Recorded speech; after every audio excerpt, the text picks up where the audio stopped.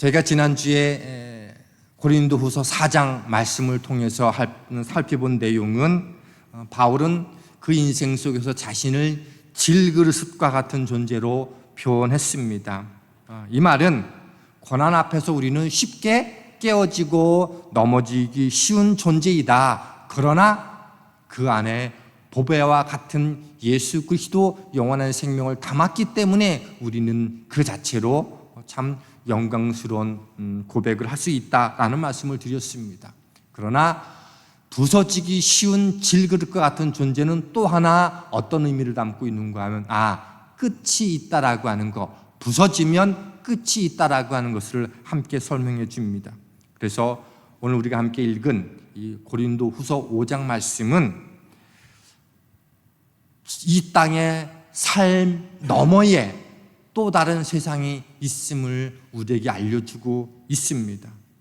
그럼에도 불구하고 바울은 영광스러운 그 놀란 하나님의 나라를 그가 마음속에 품고 있고 확신했기 때문에 나는 그 확신 때문에 이 땅에서 어떻게 삶을 살아야 할 것인지에 대한 삶의 원칙과 목표가 분명했었다, 이렇게 말하고 있습니다. 저는 오늘 함께 말씀을 나누면서 저와 여러분의 삶 가운데서 바울이 가졌던 영원한 하나님 나라에 대한 소망이 우리에게도 동일하게 함께함을 확인하고, 그 확인함과 동시에 저와 여러분의 삶의 자리 속에서도 동일한 삶의 원칙들이 함께 세워지게 되기를 주님의 이름으로 축복합니다.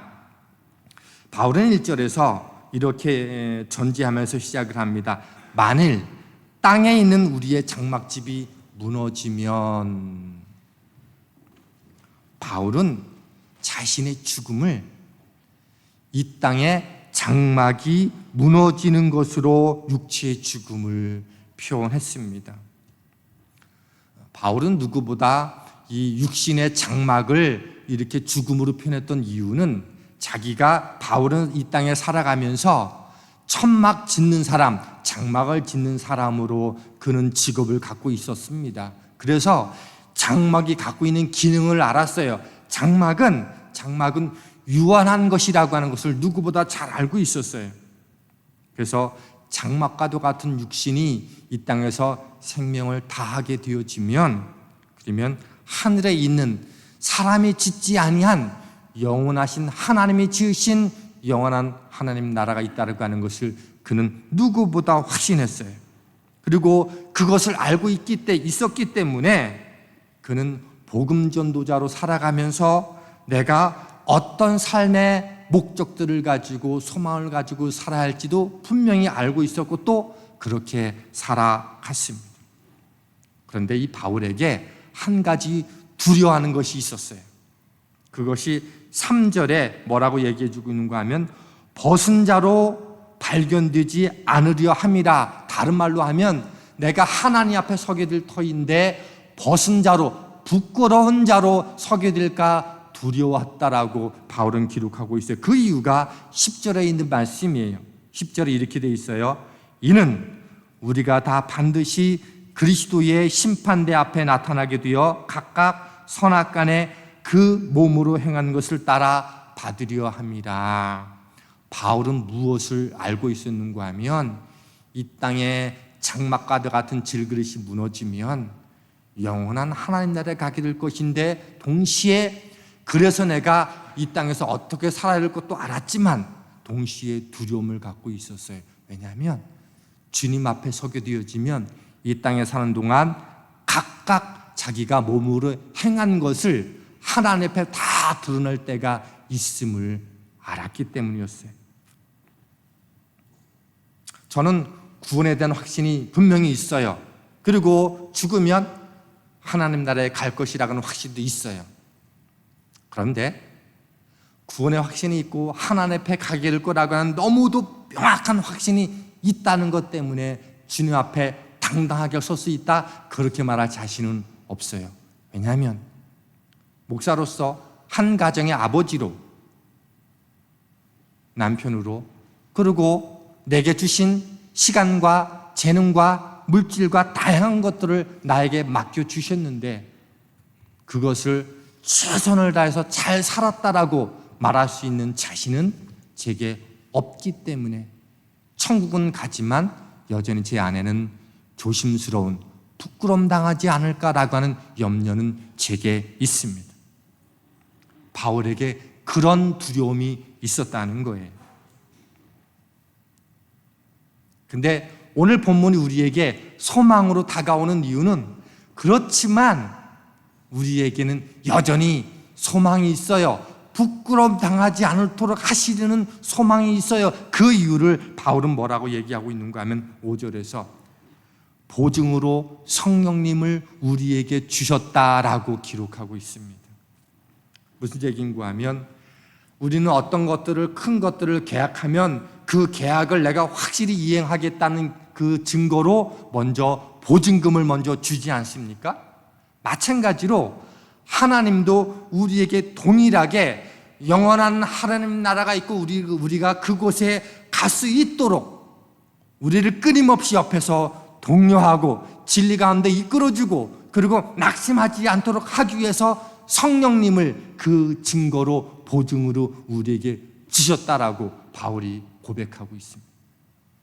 내 능력으로 내 힘으로만은 그 일들로 그 영원한 천국에 내가 부끄럽지 않은 모습으로 갈 수 있도록 하기 위해서는 너무도 턱없이 부족하지만 그때마다 우리를 이끄시는 성령님을 하나님께서 보내주셨다는 거예요. 그리고 나는 그것을 확신한다는 거예요.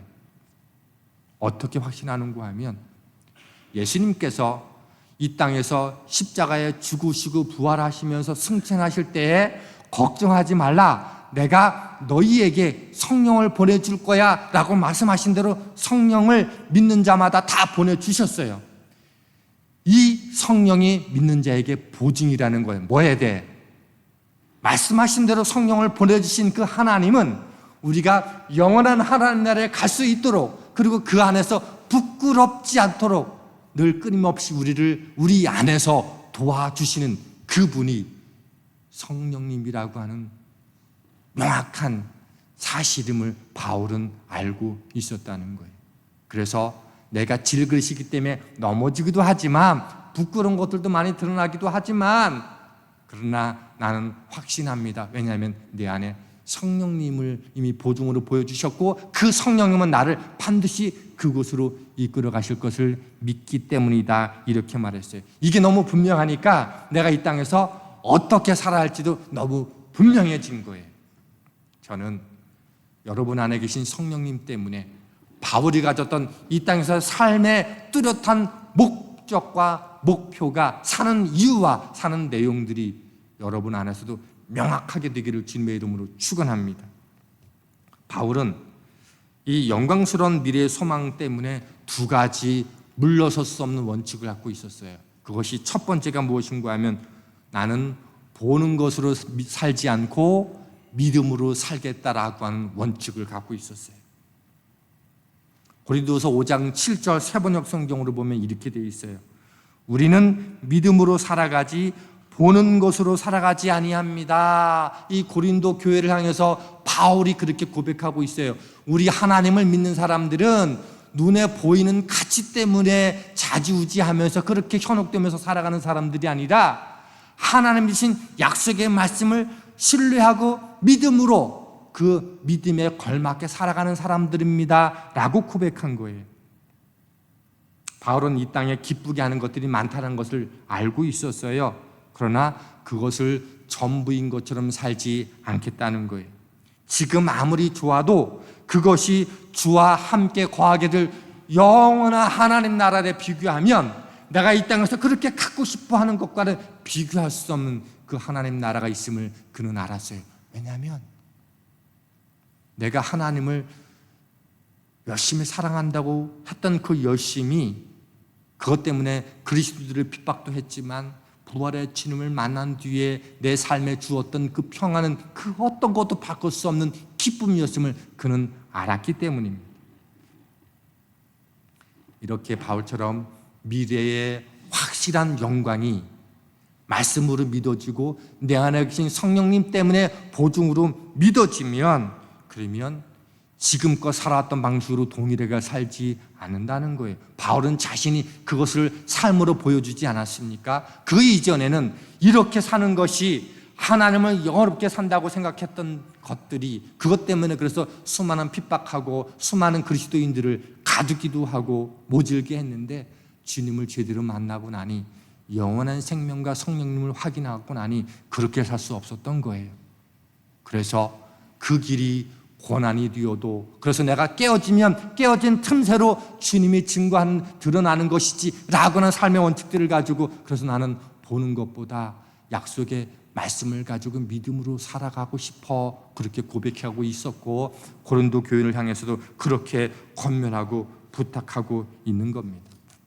그리고 이 말은 동시에 예수님을 참으로 내 인생의 주인으로 모셨다면 우리도 바울과 같은 그 믿음의 길을 걸어가는 것 마땅하지 않느냐라고 우리에게 질문하는 내용이기도 합니다. 두 번째로 바울이 가졌던 삶의 원칙은 살든지 죽든지 주님을 기쁘게 하는 일에 올인하겠다라고 하는 고백이었어요. 고린도후서 5장 9절을 말씀, 이 공동 번역이 훨씬 더 우리에게 잘 전달해 주는 것 같은데, 그러나 우리가 육체에 머물러 있든지 그 육체를 떠나서 주님 곁에 가 있든지 오직 그분을 기쁘게 드리는 일만이 우리의 소원입니다. 우리의 소원이 되어야 돼요. 이렇게 말하고 있습니다. 바울은 주를 기쁘게 하는 일이라면 살아도 상관없고 죽어도 상관없다고 고백하고 있는 거예요. 그는 할 수 있으면 주님께 가서 그 영원한 소망 되신 그분 앞에 함께 머물러고 싶었던 게 그의 소원이에요. 그러나 아직 하나님이 부르시는 때가 되지 않아서 이 땅에 하나님이 남은 삶을 허락해 주신다면 그 삶의 구석구석 속에서 하나님의 기쁨이 되는 게 무엇일까 늘 고민하면서 그 기쁨을 위해서 살겠다고 다짐하고 있는 겁니다. 저희가 어제 가정 예배를 드리면서 이 문제를 가지고 질문했는데 갑자기 산이가 저한테 그러면 아빠는 어떻게 하나님을 기쁘게 드리고 싶어? 이렇게 묻는 거예요. 제가 그 질문을 미처 준비하고 있진 않았는데 근데 순간적으로 저에게 주시는 깨달음이 무엇이었는가 하면 목회 현장이 많이 어려워졌고 또 믿음의 길들을 온전히 감당하는 일들이 쉽지 않은 이때에 제 표정과 얼굴 속에서 너무 낙담과 절망과 어둠의 표정들이 가득했던 것은 아니었나? 아무리 힘들고 어려워도 강 목사 얼굴을 보면 하나님은 살아계셔. 하나님은 여전히 역사하셔. 내가 그 얼굴만 보면 걱정하지 않아도 되겠네 라고 하는 그 표정들을 마음으로부터 삶으로 드러내는 것, 그게 나한테 내가 보일 수 있는 하나님을 기쁘게 드릴 수 있는 것 중에 하나일 것 같아 라고 제가 어제 함께 나눴던 적이 있어요.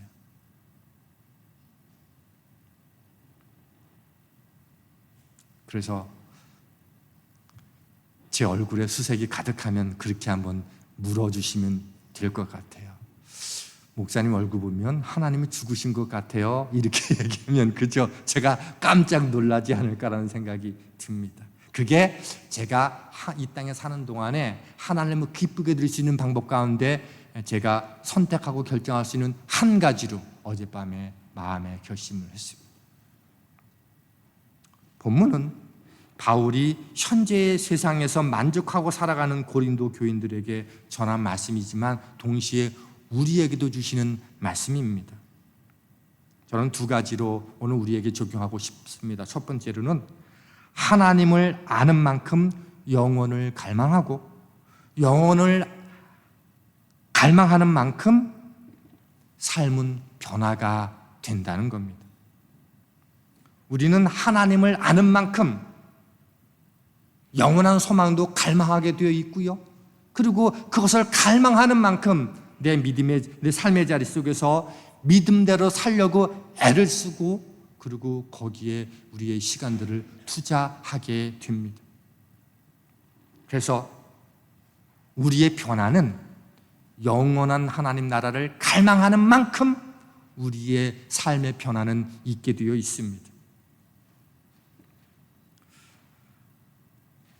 예수를 믿는다라고 하는 것은 하나님을 알아가는 것이고 그리고 하나님의 영광을 보는 겁니다.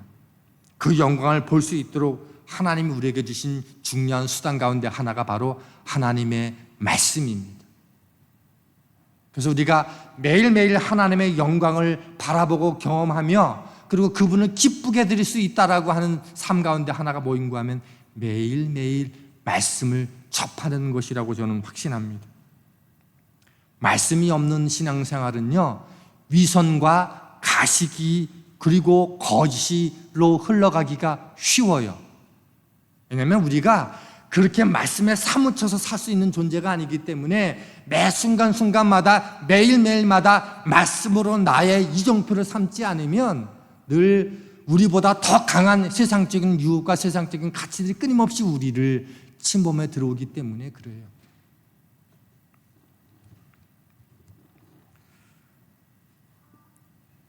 우리는 현재 세속 중심의 가치관을 가지고 있는 수많은 세상 문화 한가운데 살고 있어요.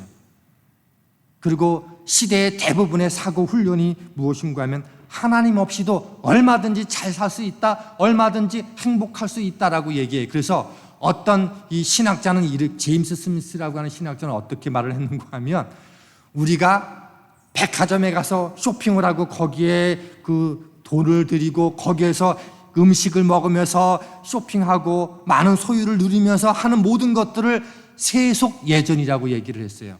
그것도 예배와 똑같다는 거예요. 하나님만 없지만 세상을 예배하는 것, 그래서 거기에 돈을 투자하는 것, 마치 헌금하듯이.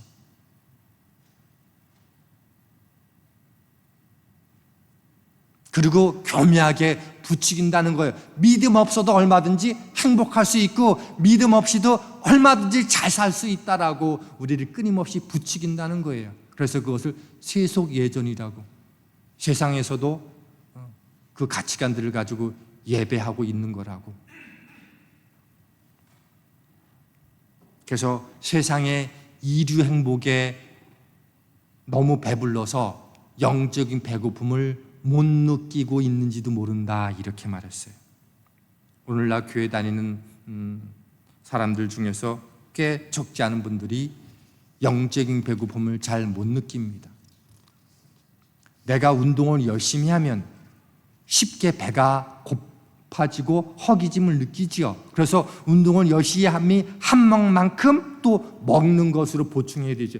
맛이 똑같습니다. 영적인 배고픔도요, 영적인 훈련에 내 몸과 마음과 삶을 함께 들을 때 영적인 배고픔이 느리는 그 우리 가운데 주어지는 거지, 어떤 영적인 것과 관계하지 않고 내가 영적인 배고픔 가운데 누릴 수 있다? 그런 일은 별로 일어나지 않는다는 거예요. 어떠십니까, 여러분들은? 영적인 배고픔을 느낄 만큼 영적인 매일매일의 어떤 운동들이 여러분 가운데 있으십니까? 지난주 김희수 권사님이 그 전주에 몸이 되게 안 좋았어요. 그래서 한 주를 결석했지만 통화하는 가운데 권사님이 그러시더라고요. 목사님, 몸이 아픈데 아직은 다 낫지 않고 목소리가 잘 나오지는 않지만 그래도 이번 주는 교회에 가려고 그래요.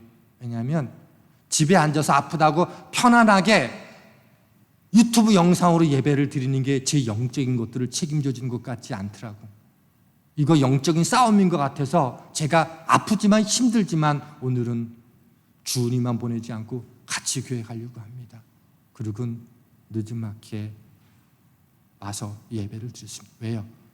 영적인 목마름, 영적인 배고픔이 그 10년 가운데 있었기 때문에 그랬던 거라고 저는 확신합니다.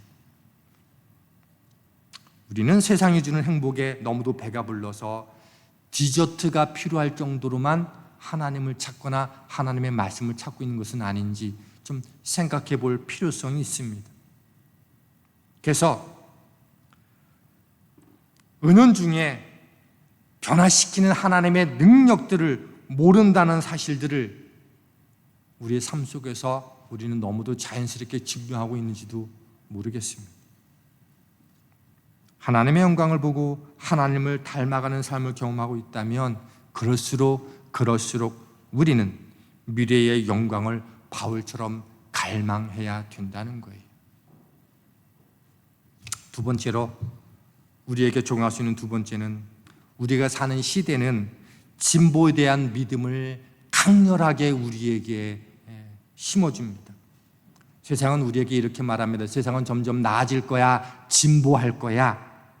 우리는 가능한 건강하고 부유하고 오래 샀으면 좋은 것이니 빨리빨리 은퇴 계획을 세우고, 그리고 그런 것들을 강권하는 세상에 살고 있습니다. 당연히 우리는 잘 준비해야만 됩니다.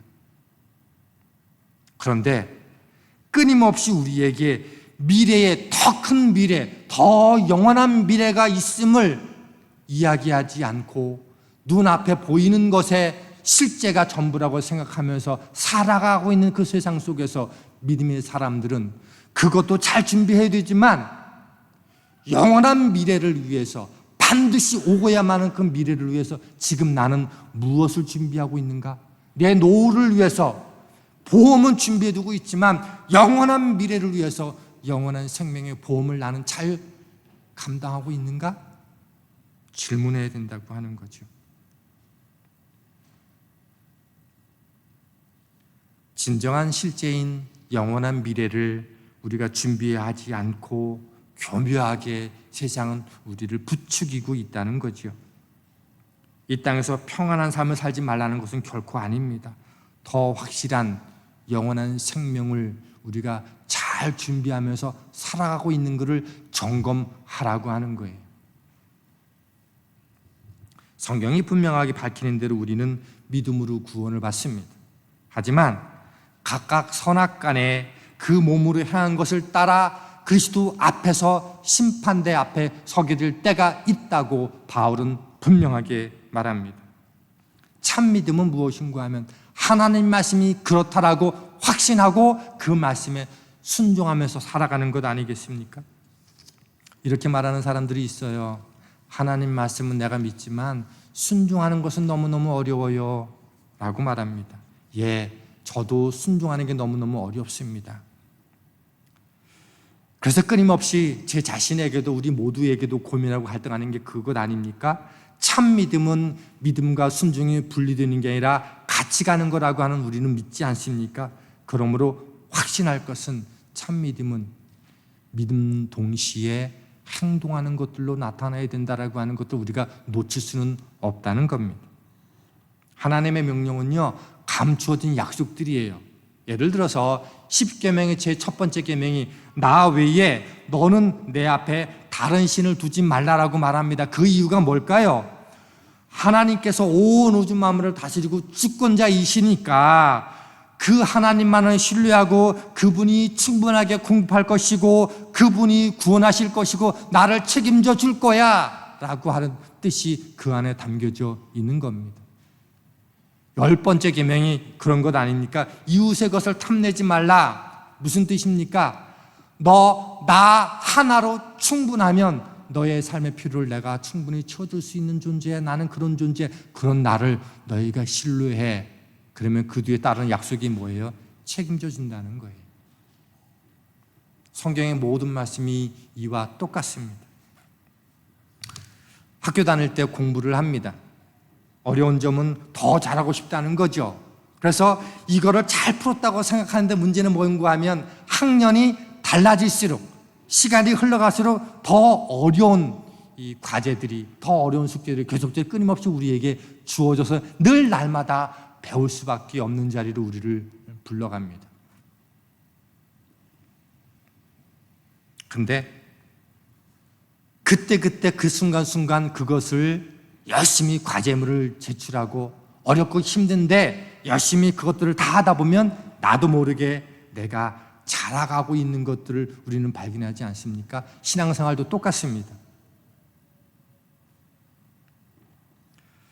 지금껏 잘한 것으로 답이 안 나오는 자리로 우리를 부를 때가 너무도 많아요.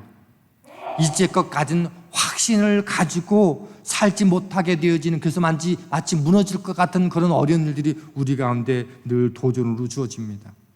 안심했던 것들이 무너지는 경험을 할 때가 있지요.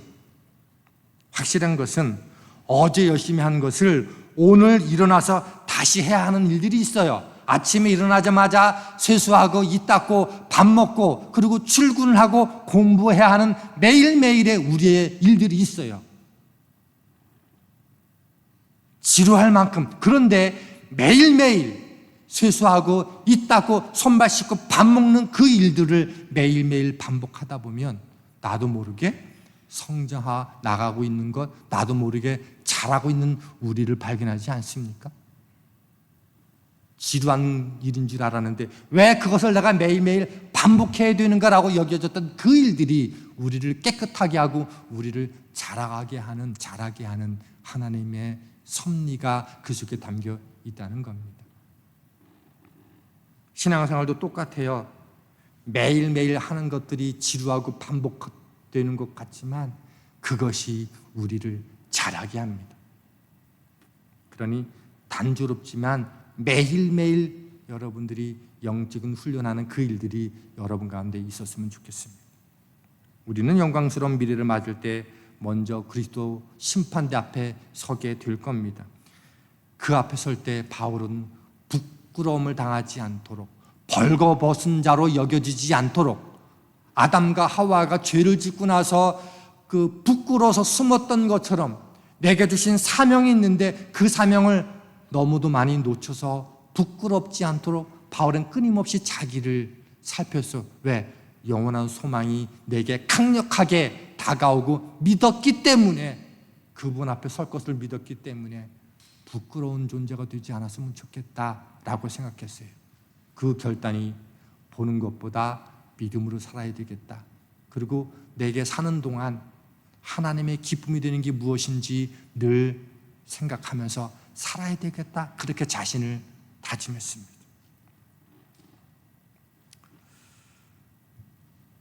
저도 그렇게 살아야 하고 여러분들도 그렇게 살아야 됩니다. 그렇게 하나님 앞에 서게 될 거라고 하는 믿음을 가지고 하루하루 매일 똑같은 일들이 반복되는 것 같지만 그게 자라가는 것이고 나 홀로 자라가는 게 아니고 우리 안에 계신 성령님이 우리 안에 보증이 되어 주셔서 그 일들을 행하게 하실 겁니다. 여러분들 하루하루를 그렇게 최선을 다해서 마지막 심판대 앞에서 덜 부끄러울 수 있도록, 나는 부끄러운데 주님이 그래 너 최선 다한 거 내가 알아 라고 말씀해 주시는 그날 그 시간을 줄 수 있도록 함께 애쓰고 수고하면서 우리에게 허락하신 이 믿음의 자리를 잘 감당할 수 있는 저와 여러분 될 수 있기를 주님의 이름으로 축복합니다.